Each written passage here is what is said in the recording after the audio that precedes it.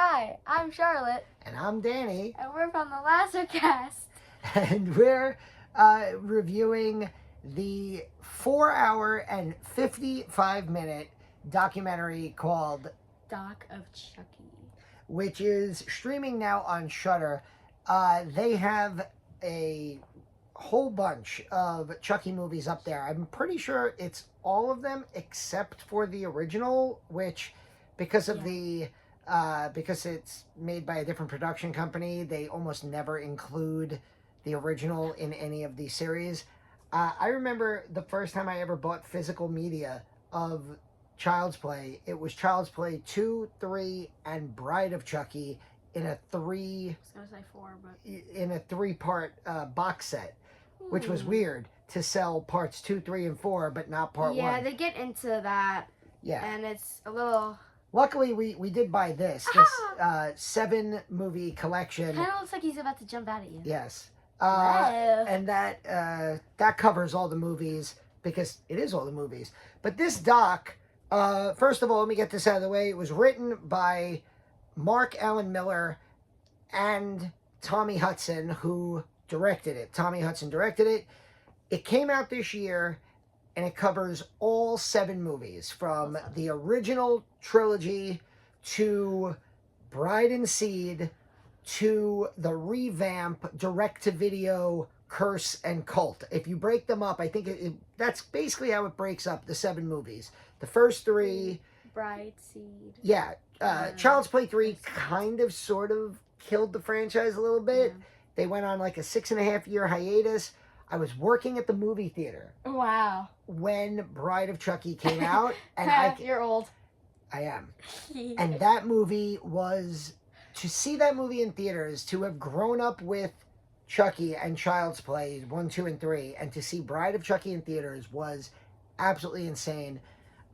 Seed of Chucky followed, and again, I don't want to say killed the franchise, but it delayed the franchise. Curse and Cult was an awesome revamp of it. And then, of course, this documentary only covers the movies.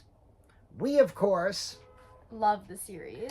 Yes, and we have covered seasons 1 and 2 of the series on the channel. We actually recorded a video for season 3. But it never made it to air because his phone storage got filled up, and it ended with me going, Devin Sawa! Yes. And it was very funny. And then we never got to re-film it. Yes. Doc of Chucky is, like I said, almost 5 hours. Yeah. If you are a fan of Never Sleep Again, the incredible 6-hour Nightmare on Elm Street documentary, if you are a... Jason Voorhees one. Yes, if you... I think that was only 4 hours. Well, 4 hours. But... No. The Never Sleep Again was only 4 hours. The Crystal Lake Memoirs. Oh, that was long. Yes, that is like 6... Well, think about how many there's like Jason 17. Movies. I think there's actually 12 Friday the 13th movies. But yes, those documentaries, if you are fans of those documentaries, the Never Sleep Again and Crystal Lake Memoirs, this is the Child's Play / Chucky version of that. It is 5 hours. You get probably between 30 minutes and an hour per movie. Obviously, there are 7 films that are covered in 5 hours. So I think they give the most time, with obvious reason, to the first one. Yeah, they gave a lot of time to like the first 2. Yeah, they give a lot of time to Bride of Chucky because it's probably the most important to the franchise. Yeah. Because it's not the best, but everyone loves it so much, and I think it's one of the best. And it basically created the rest of the Chucky lore. It brought in Jennifer Tilly. It ends with the birth of what's his name? Glenn and Glenda. It ends with the bloody birth. So it's the first of the movies to really go full on comedy. Well, I think Doc of Chucky should be called Dawn of Chucky. Get it? Because the Dawn Mancini? No? Yes, that was an amazing joke. The only way a documentary like this works is if you have all of the important talking heads to be in And they literally had every important talking head. I wrote down, obviously you have the big three. In order to do anything about the Chucky franchise, you need Don Mancini, the creator, the guy who wrote the original Blood Buddy script that becomes the original Child's Play. And Chucky himself. You have Brad Dourif, who is the everlasting voice of Chucky in all 7 movies and the series. And you have, of course, David Kirshner, who has been the producer of the franchise from the very beginning. But what was great was getting to see Tom Holland, the original, not Spider-Man, the original director of the first film, who also, of course, did Fright Night. He wrote Psycho 2. And there's so much controversy with the first movie. Oh, it was like, I felt like they weren't in the same room, but I could just feel the heat. Yeah. And like the bad tension between them, even though they said they were good. Yeah, and you could tell. I don't want to do this. You could tell it took a long time for Don Mancini, Tom Holland, David Kirshner to kind of overcome their disputes, their behind the scene disputes. And again, I don't want to get into all of that. It is covered very. They go into all of it very much in depth in the first hour to hour and a half of this documentary. Of course, you have Kevin Yeager, who basically is the master puppeteer, the guy who created like the way Chucky would be seen. You had Chris Sarandon and Catherine Hicks. Catherine Hicks, of course, married Kevin Yeager after meeting him on set. It's just so surprising that like in every single movie they covered, almost every like main to supporting cast member was there. Mm-hmm. And it was weird because like all of a sudden like the random alley man walked on set. I'm like, I never noticed this man before. Who is he? Yeah, they would like, have hey. Like for the original Child's Play, they have, of course, Catherine Hicks, Chris Sarandon, Alex Vincent, and of course Brad Dourif.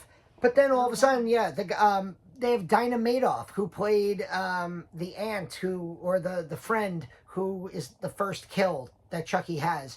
They had like Charlotte said, they have the hobo in the alleyway who sells the Chucky doll, the possessed Chucky doll to the mother. And in every movie they would have like some like in Cult of Chucky they have all the mental patients, like the mother, the one who was decapitated. Yes, they really. They have the creepy doctor. They leave no stone unturned. This made me feel like like I brought up Never Sleep Again and Crystal Lake Memoirs, the In Search of Darkness documentaries. The way that those documentaries, they're like 4.5 hours each. It feels like they leave no stone unturned with what they go into in the background, and that's again how I felt watching this. I'm gonna be honest. We watched it over probably 4 or 5 nights. No longer than a week. Yeah, I don't think this we watched, like 1 or 2 like in the span of like how much they talked about one movie, like 1 or 2 movies a night. Yeah, we watched the first hour, which was all about the original. Then we watched parts 2 and 3. Then we watched Bride. Then we watched I don't think this is the type of film that lends itself to like, oh, it's Saturday morning at 11 o'clock. I'm going to spend the next 5 hours watching it. I think this is the type of film that works best when you watch it in pieces, because it's basically like watching. It's like watching and reviewing the franchise. Yeah. What'd you say? The editing is great. Oh yeah, they do some. They like every time they like show a person talking, they have like a little background piece of what they like usually do. And I think for Don Mancini, it was like Chucky with like glowing red eyes, and it was just like so random because like those pictures would start moving in a way, and I'd be like, whoa. Yeah, as a horror fan, like this is the type of stuff that you love. You get so buried into these franchises, and to then have hours and hours of behind the scenes footage, to hear the stories of the making, the script, Even the reactions from fans are, poor cats are crying outside the door. I just wanted to point out this would pair very well if you would rather read about Chucky. I read Reign of Chucky, the true Hollywood story of a not so good guy by Dustin McNeil and Travis Mullins. That was fantastic. I listened to the audiobook. It was like 20 hours. And it's basically just like this, where it goes movie by movie, and it gives you, page upon page of background story and information. So a lot of the stuff that was in this documentary, I actually knew from that book.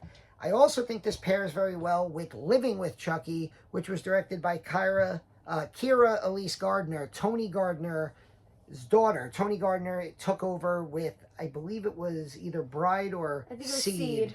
Because he was in the death. Yeah, he's like the new master Chucky puppeteer, and Chucky creator.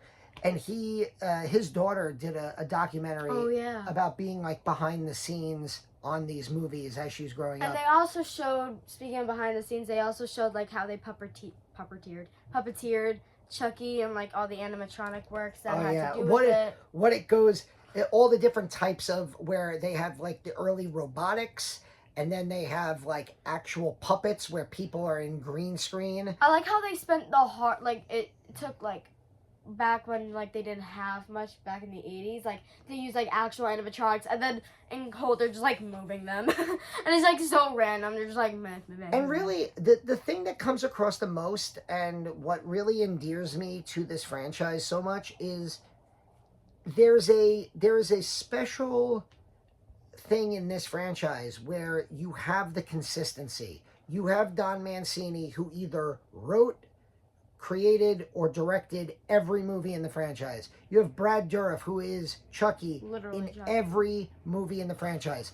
You have David Kirshner producing all the films. You have a cast that comes back. Jennifer Tilly was an Oscar-nominated actress who is now way more well-known for being Tiffany Valentine in the Chucky franchise. Brad Dourif is an Oscar-nominated actor who is much more well-known for being Chucky. Fiona Dourif, his daughter, is now part of the franchise.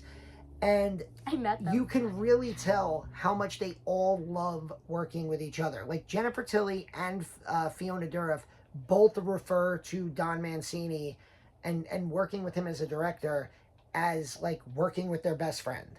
And that that says so much about this franchise. I also think, and I think you would agree with me, this is probably the most consistent of the great horror franchises. Because they're all like they're still young. Like it's not like they're all like 70 million years old. What, like Halloween? Yeah. Well, there's like you 17... realize Halloween, the first Halloween only came out 10 years before the first Child's Play. No, I know, but I'm telling you that there's not 40 consecutive sequels, and they're nothing to do with each other. They're sequels that have something to do with each other. Yes. So, like, I think, you go back to, like, Friday the 13th, where I don't think there's aside from Sean Cunningham only directed. I think aside from Steve Miner directing parts 2 and 3, no director did more than one Friday the 13th. John Carpenter directs the first Halloween, and then I think Rick Rosenthal is the only director to do more than one Halloween movie, and he did Resurrection. So, Nightmare on Elm Street, yes, you have Robert Englund, but aside from that, there's a lot of different wacky directions that franchise goes. Here, again, it comes back to the consistency. It's like literally Don Mancini, and he picks out a good director. And the first... Or he directs all the movies in 5, 6, and 7. For the first 4 movies, 1, 2, 3, and Bride, he found directors for them. Well Tom Holland kind of stepped in, but anyway. Tom Holland almost kicked in. Okay, so 2, 3, and Bride. 2, 3, and 4. He found directors, and then he started directing for Seed, Curse, Cult, and the series. Yeah. And it really is, when people ask me what my favorite horror franchise is, my go-to answer is The Evil Dead, but really, Child's Play and Chucky might be my number 2, just because I don't think there's a bad movie in the franchise. Child's Play 3 is kind of the black sheep. They even talk about that in the doc. And even then, it's fun. It's not bad at all. Gotta say, it's my number one. Can't really let it down. What, Child's Play 3? No. Oh, Chucky. it's your number one franchise, Yeah. yes. Yeah. Can't really let that down. Charlotte, I mean, dressed as Chucky and Tiffany last year at Comic-Con, Like, so she's kind of obsessed. Yeah. So, yes. I was debating on doing it again. Yes. Doc of Chucky is streaming now on Shudder, along with, I'm pretty sure, Child's Play 2 and 3, Bride, Seed, Curse and Cult of Chucky, I believe, are all up on Shudder now. The Chucky series is streaming on Peacock. It's also streaming on Shudder. It's all, well, I think maybe only season 1. No, but yeah, I checked. It's all 3 seasons. Yes, it's streaming on Shudder and Peacock. And obviously, the unfortunate news about the Chucky series was that it got canceled after season 3, or that it would not be returning after season 3. But I don't think we've seen the last of Chucky. I have a feeling somewhere soon we will hear news. I just yes. You can't keep Chucky down. No, you can't kill Chucky. Yeah. You can't keep a good guy down. So Doc of Chucky on Shudder. Check it out. Let us know what you think. This has been Danny And Charlotte. from the Lassercast, and we'll see you